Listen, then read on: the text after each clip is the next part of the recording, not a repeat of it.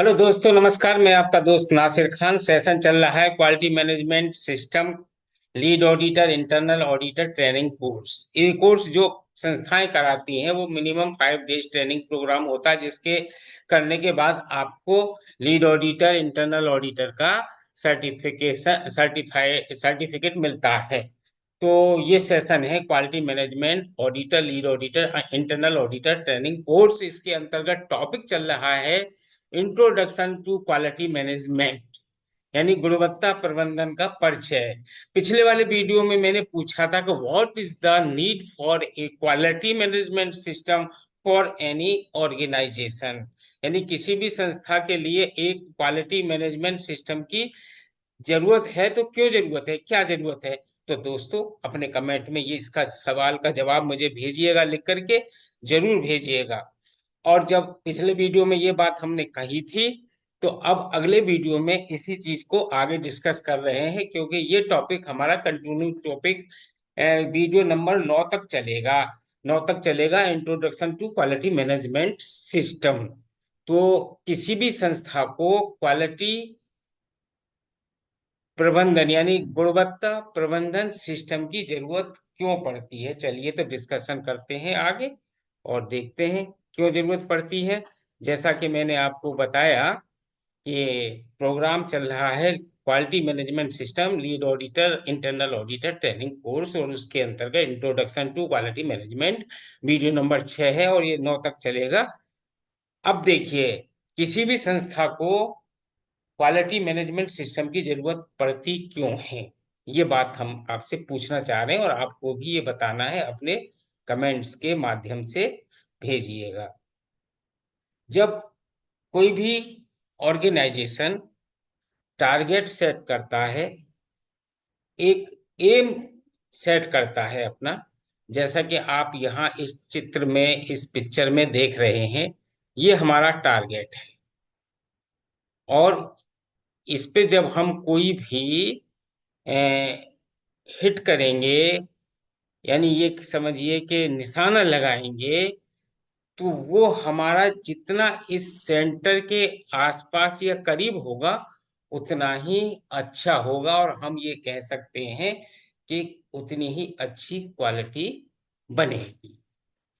तो इसीलिए जब हम किसी भी ऑर्गेनाइजेशन में क्वालिटी मैनेजमेंट सिस्टम को अडॉप्ट कर लेते हैं, या वो कंपनी उसके माध्यम से अपने सिस्टम को सेट कर लेती है, तो चांसेस ज्यादा से ज्यादा होते हैं कि जो टारगेट आपका है उस टारगेट के आसपास ही आपका एम बने, जो निशाना है वो बने।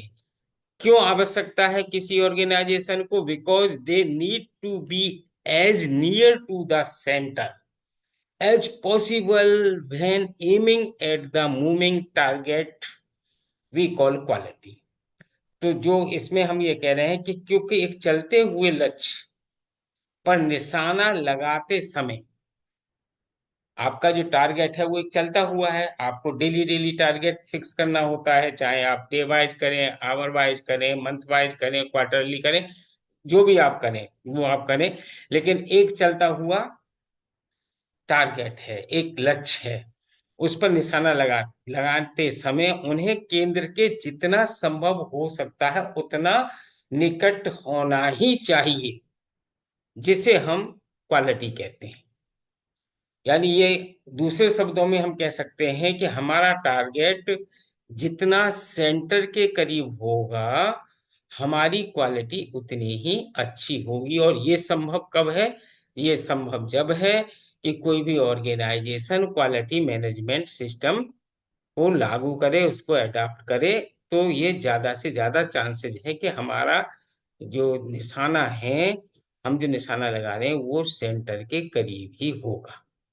तो मिल गया ना आंसर आपको? आप भी दीजिएगा अपने समझ से, हो सकता है कि आपको ज्यादा अच्छा पता हो, और जरूर दीजिएगा। अब आप आइए आगे।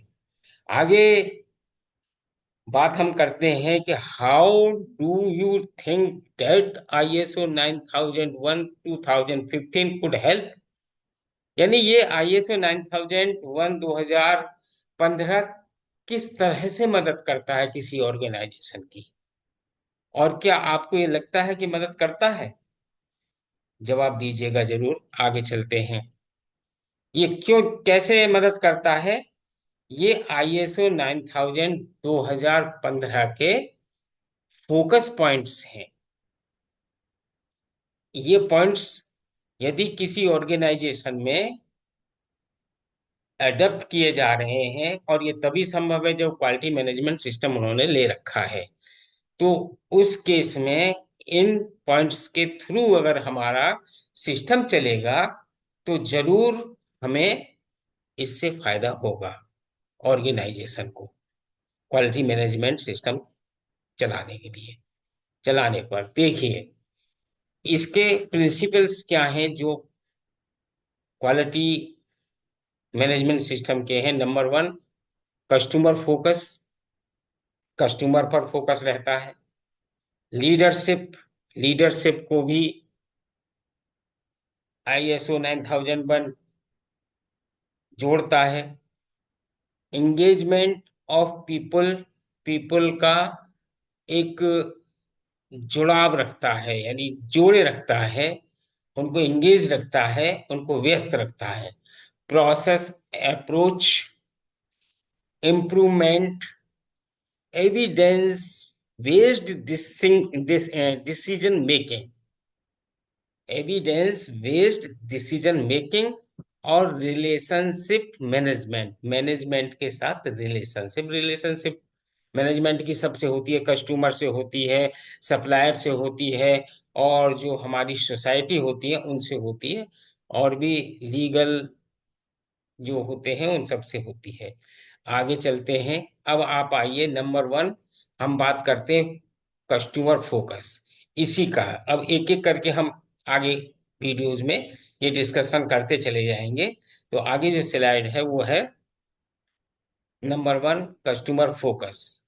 हमारे ऑर्गेनाइजेशन में ये जरूरी है सोचना कि हमारा ऑर्गेनाइजेशन किस पर डिपेंड है। वो है डिपेंड हमारे ग्राहक पर, कस्टमर पर। अगर कस्टमर हमारा है और हम कस्टमर के साथ अच्छा तालमेल बनाए बैठे हैं तो जरूरी है कि ऑर्गेनाइजेशन डेवलप करेगा। तो organisation depends on their customer.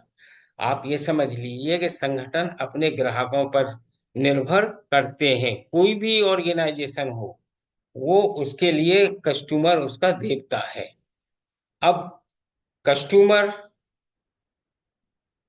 क्या चाहिए? कस्टमर को चाहिए क्वालिटी ऑफ प्रोडक्ट और quality of service.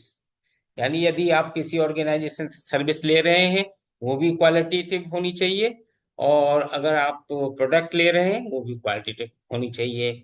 But never forget the other interested party. लेकिन इसके साथ साथ यदि ऑर्गेनाइजेशन अपना बहुत अच्छा प्रोडक्ट बना रहा है, क्वालिटी वाइज क्वालिटेटिव प्रोडक्ट बना रहा है, और क्वालिटी वाली सर्विस भी दे रहा है, लेकिन वो इंटरेस्टेड पार्टीज को भूले हुए हैं, वो गलत है।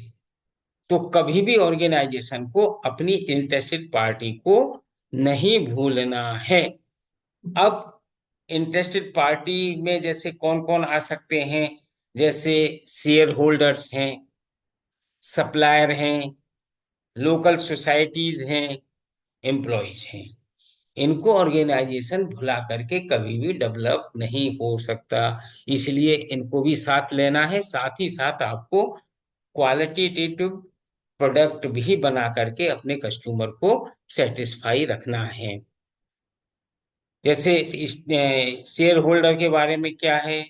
Return on investment. Share holder क्या करते हैं? वो इन्वेस्टमेंट करते हैं आपकी कंपनी में, उनके लिए रिटर्न करना है, उनको रिटर्न मिलेगा, वो चीज है। सप्लायर क्या है? Business continuity. सप्लायर हमेशा हमें सामान सप्लाई करता है, उससे हमारा बिजनेस कंटिन्यू रहता है। सोसाइटी रेस्पॉन्सिबिलिटी बिहेवियर, जो हमारे आसपास बस्तियां हैं, लोकल बस्ती हैं, उनके साथ हमारा बिहेवियर अच्छा होना चाहिए। रेस्पॉन्सिबिलिटी है ये ऑर्गेनाइजेशन की कि हमारे लोकल के सोसाइटी के लोग भी हमसे खुश हों। और एम्प्लॉयज के लिए पर्सनल डेवलपमेंट भी करवाते रहना चाहिए। The primary focus of quality management requirement is to meet customer requirement and to strive to exceed customer expectation। जो कस्टमर हमसे एक्सपेक्टेशन करता है, तो क्वालिटी मैनेजमेंट सिस्टम का ये पहला फोकस है कि, और उसकी आवश्यकता भी है कि वो ग्राहकों की आवश्यकताओं को पूरा करना और ग्राहकों की अपेक्षाओं को पार करके करने का प्रयास करना। कुल मिला के सारांश ये हुआ कि क्वालिटी मैनेजमेंट सिस्टम किसी भी ऑर्गेनाइजेशन में ग्राहक कस्टमर के द्वारा मांगी गई क्वालिटी को बनाने का पूरा पूरा प्रयास करता है और क्वालिटी वाला प्रोडक्ट उसे सप्लाई करने के लिए बाध्य करता है ऑर्गेनाइजेशन को। और साथ ही साथ जैसा कि मैंने बताया, स्टेक होल्डर्स यानी share holders, suppliers, society employees, इनको भी साथ में लेने की बात करता है। तो दोस्तों, आज के वीडियो में इतना ही। मिलते हैं अगले वीडियो में। अपना रखिए ख्याल, और हाँ, आप अपने कमेंट्स में लिखिएगा कि ये वीडियो आपके लिए कितना लाभप्रिय रहा, आपको कितना फायदा इससे होता है जानकारी के लिए। और अपने कमेंट्स अवश्य दीजिएगा, और चैनल को लाइक शेयर कमेंट और सब्सक्राइब कीजिएगा। आगे हम कंटिन्यू रखेंगे introduction to quality management topic को, ये चलता रहेगा। Session quality management system auditor, lead auditor, internal auditor training course के अंतर्गत। तो वीडियो देखने के लिए दिल से शुक्रिया आपका, बहुत बहुत धन्यवाद। Thank you so much. अपने दोस्त नासिर खान को इजाजत दीजिए, मिलता हूं अगले वीडियो में और एक नए डिस्कशन के साथ। Thank you so much. नमस्ते, जय हिंद, जय भारत।